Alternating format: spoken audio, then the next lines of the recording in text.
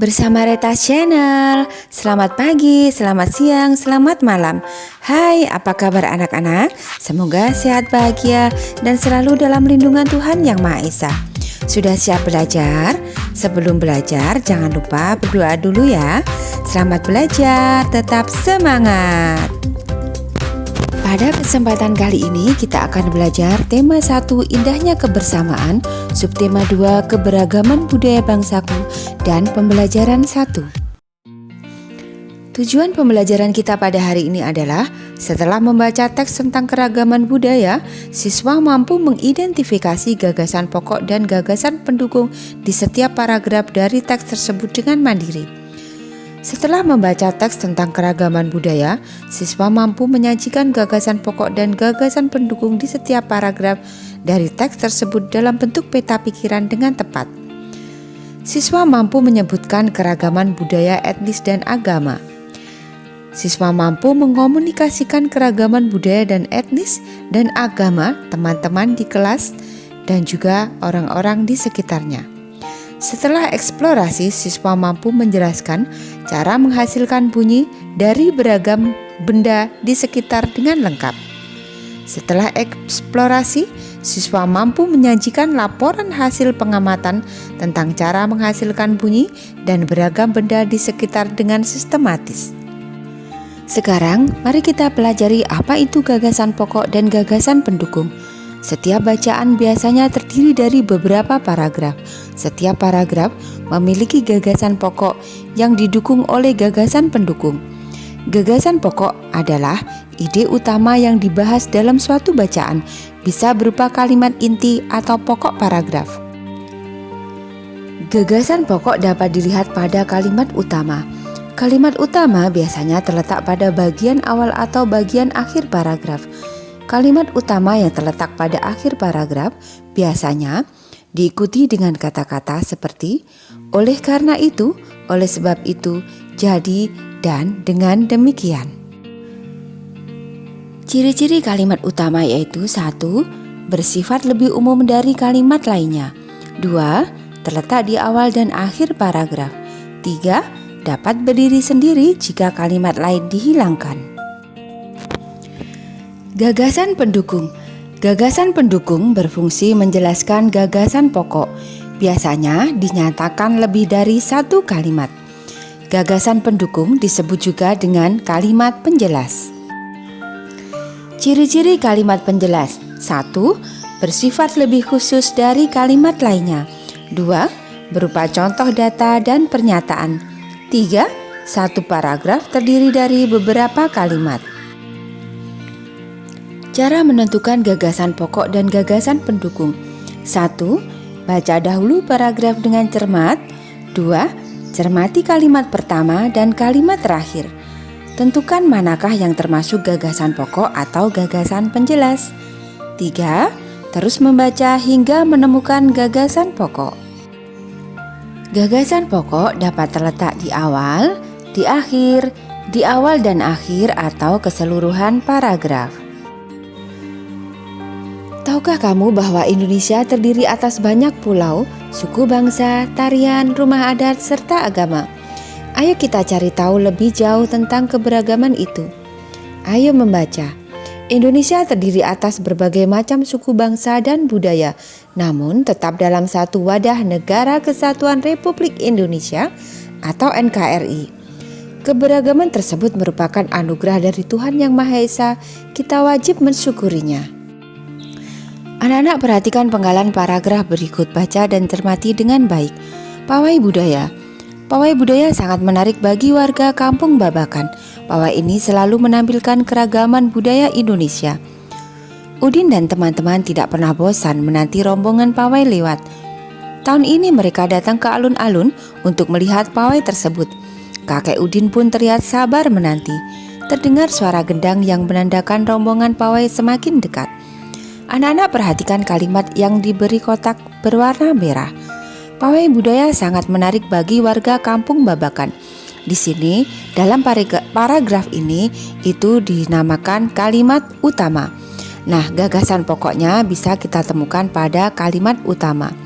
Sedangkan pawai ini selalu menampilkan keragaman budaya Indonesia. Di situ merupakan kalimat penjelas dan gagasan pendukung dapat kita temukan pada kalimat penjelas. Udin dan teman-teman tidak pernah bosan menanti rombongan pawai lewat. Di situ bisa juga dinamakan kalimat penjelas dan bisa jadi contoh gagasan pendukung.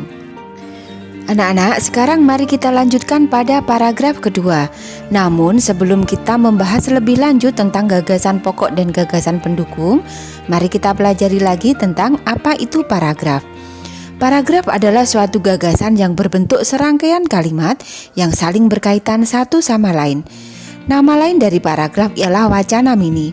Kegunaan dari paragraf adalah untuk menjadi penanda dimulainya topik baru dan memisahkan gagasan-gagasan utama yang berbeda.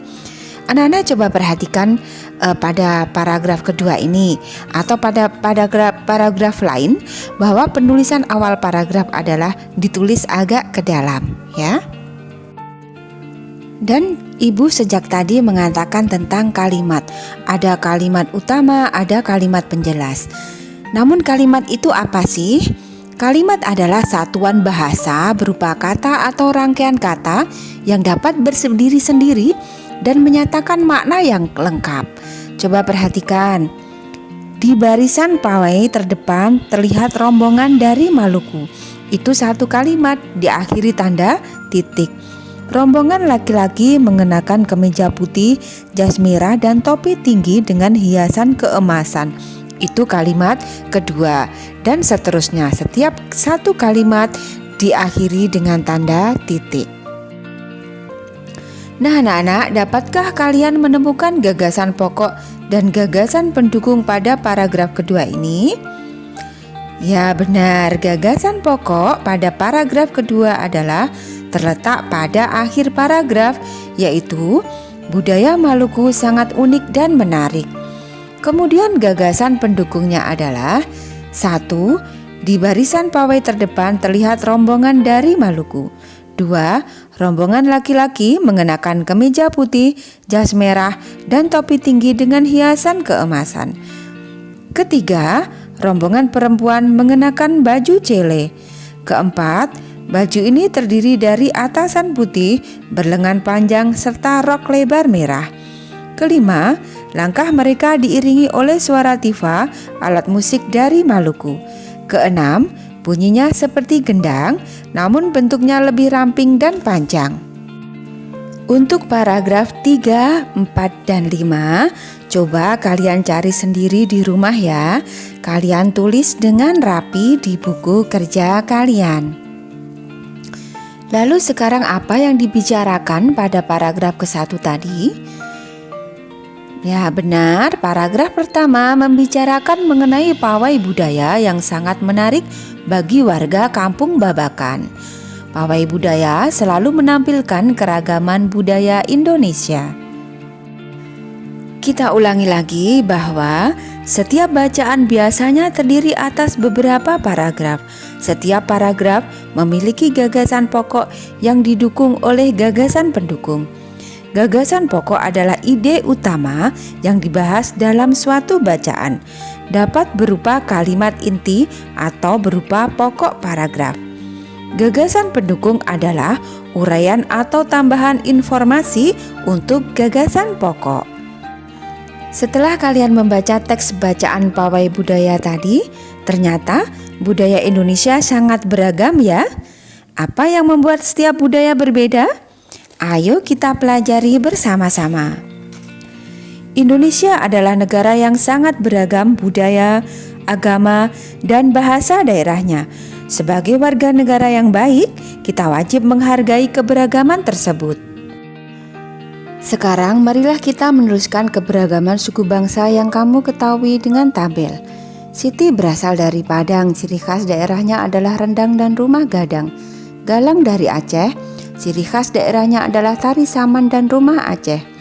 Aditya dari Lampung, ciri khas daerahnya adalah makanan seruit dan rumah adat Nuwo Sesat. Sangaji berasal dari Yogyakarta, ciri khas daerahnya adalah gudeg dan candi Prambanan. Nama siswa adalah Agung, asal daerahnya dari Bali.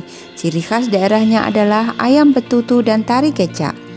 Risa berasal dari Jawa Tengah. Ciri khas daerahnya adalah tari gambyong dan rumah joglo. Dari tabel yang sudah kalian tulis, apakah setiap anak di Indonesia berasal dari daerah yang sama? Tentu saja tidak, karena masing-masing berasal dari daerah yang berbeda-beda. Dan apakah setiap daerah yang berbeda itu mempunyai ciri khas yang sama? Dan tentu saja tidak. Ciri khas setiap daerah adalah juga berbeda-beda. Bagaimana sikap yang seharusnya kalian tunjukkan terhadap perbedaan yang ada? Sikap yang seharusnya kita tunjukkan untuk menghadapi perbedaan yang ada adalah dengan saling menghormati, saling menghargai, mensyukuri, dan tidak boleh memaksakan kehendak terhadap perbedaan.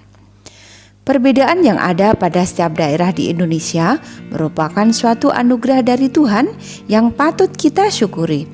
Nah, sekarang tuliskan pada kolom berikut yang telah kamu lakukan untuk menghargai perbedaan yang ada. Sikap yang bisa kamu lakukan untuk menghargai perbedaan atau menghargai keberagaman adalah: 1.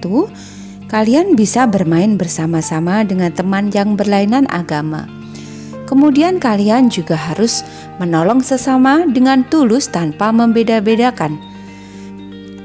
3. Tidak menonjolkan suku, budaya, atau kepercayaan sendiri. 4. Menghargai perbedaan pendapat dan tidak memaksakan kehendak sendiri. Kalian juga harus mau berteman dengan siapa saja tanpa membeda-bedakan. Kemudian, kalian juga harus menghormati adat dan budaya orang lain. Lalu bagaimana dengan contoh sikap yang tidak menghargai keberagaman? Di antaranya adalah: 1. Bermain hanya dengan teman yang satu asal daerah. 2. Merendahkan atau menjelekkan suku bangsa yang lain. 3. Memaksakan kehendak kepada orang lain. 4. Berteman hanya dengan orang yang satu suku, agama, dan budaya. 5. Merendahkan atau mengejek adat dan budaya orang lain. Dan itu tidak boleh kalian lakukan ya, tidak boleh kalian contoh dalam kehidupan sehari-hari karena memang tidak baik. Sebagai anak Indonesia, aku merasa bangga terhadap keberadaan yang ada. Menghargai perbedaan merupakan wujud dari semangat persatuan dan kesatuan. Selain kaya akan budaya, tarian, dan makanan khas daerah, Indonesia juga kaya akan jenis alat musik. Berikut adalah contoh alat musik yang dimiliki oleh berbagai suku di Indonesia. Cara memainkannya berbeda-beda. Kecapi yang berasal dari Jawa Barat dimainkan dengan cara dipetik. Angklung yang berasal dari Jawa Barat dimainkan dengan cara digoyangkan. Saluang yang berasal dari Sumatera Barat dimainkan dengan cara ditiup. Kendang yang berasal dari Jawa Barat dan tifa dari Papua dimainkan dengan cara dipukul. Sekarang marilah kita menuliskan nama-nama alat musik tradisional. Kita tuliskan asal alat musik tersebut, cara memainkannya, serta cara terjadinya bunyi pada alat musik tersebut. 1. Suling. Suling berasal dari Jawa Barat. Cara memainkan dan cara terjadinya bunyi. Alat tersebut dimainkan dengan cara ditiup sehingga menimbulkan getaran pada seruling dan getaran menghasilkan bunyi. 2. Tifa. Tifa berasal dari Maluku dan Papua. Cara memainkan dan cara terjadinya bunyi, alat ini dimainkan dengan cara dipukul. Bagian yang dipukul berbentuk membran yang terbuat dari kulit. Getaran dari membran akan menggetarkan udara yang ada di dalam tabung. 3 adalah kendang, berasal dari Jawa Tengah. Cara memainkan dan cara terjadinya bunyi, kendang pada prinsipnya sama dengan tifa, yaitu alat musik pukul dengan membran yang terbuat dari kulit. Ketika membran dipukul, maka udara dalam kendang akan ikut bergetar. 4. Angklung. Angklung berasal dari Jawa Barat. Cara memainkan dan cara terjadinya bunyi, angklung dimainkan dengan cara menggoyangkan batang bambu. Angklung dapat berbunyi karena benturan tabung resonator besar dan tabung resonator terkecil dengan tabung dasar. Getaran yang dihasilkan diperkuat oleh resonator sehingga bisa menghasilkan bunyi. Nomor 5 adalah kecapi. Kecapi berasal dari Jawa Barat. Cara memainkan dan cara terjadinya bunyi. Bentuk kecapi adalah sebuah kotak kayu yang di atasnya berjajar dawai atau senar. Kotak kayu tersebut berguna sebagai resonatornya. Keenam adalah gong.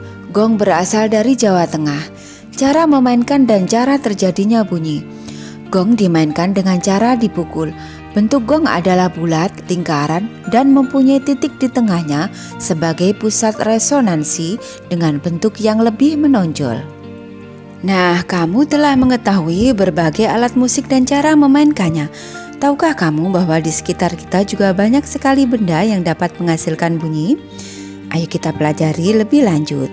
Amati benda-benda yang ada di sekitar rumahmu.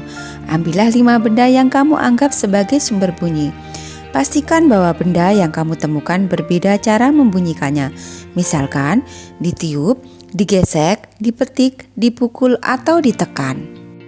Coba catatlah hasil pengamatanmu pada tabel di bukumu halaman 12. Setelah kalian mengadakan pengamatan tentang benda-benda yang merupakan sumber bunyi di sekitar kalian, menurut kalian bagaimana bunyi dapat menghasilkan atau dihasilkan oleh benda-benda tadi? Ya, segala macam bentuk bunyi berasal dari benda yang bergetar. Getaran dari suatu benda akan mengakibatkan udara di sekitarnya bergetar.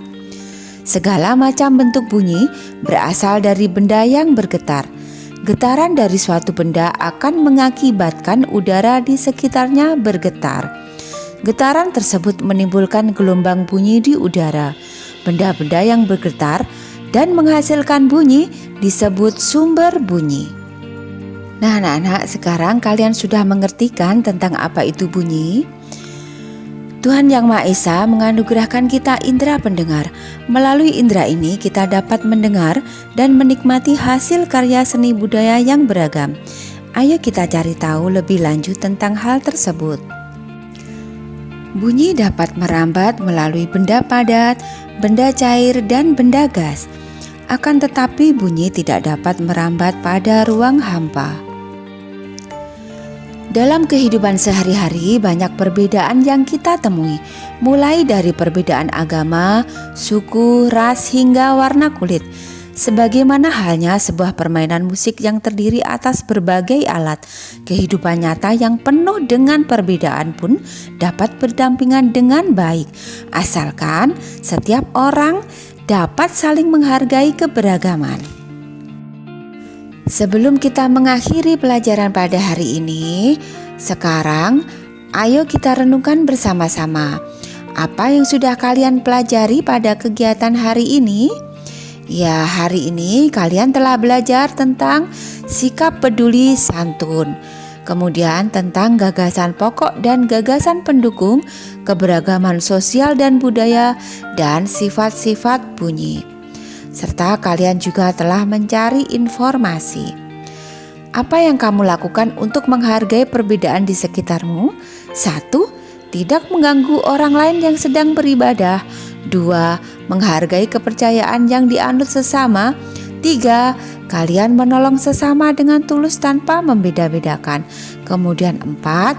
Tidak boleh menonjolkan suku, budaya, atau kepercayaan sendiri. Anak-anak, sampai di sini dulu pelajaran kita pada hari ini. Semoga bermanfaat. Tetap semangat, selalu bahagia, dan sampai jumpa.